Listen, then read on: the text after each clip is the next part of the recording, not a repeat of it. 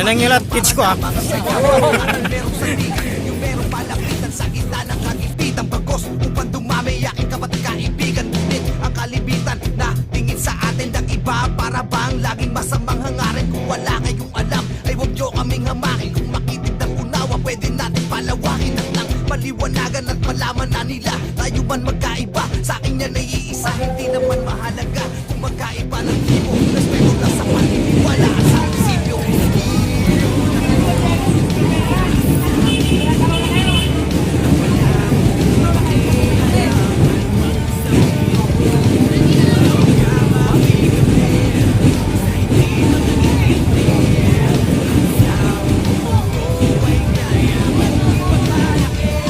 Arriba! Tawagin kapatid, kung di mo kayang igalang, sa kaaway lamang dapat ginagamit ating tapang at hindi sa kakampi. Lalong di para manabak pagkat walang leon na ang utak, laman ay latak. At kahit sa tumbabak, uy leon, leon, saan man mapadpad lumilingon, doon kung saan ako nang galing ulo ko ay ipapaling. Kasi baka sakaling makakita ng pagbating tagos sa aking damdamin. Taos sa panalangin ko na bawat kapatid ko maiwas sa alangan.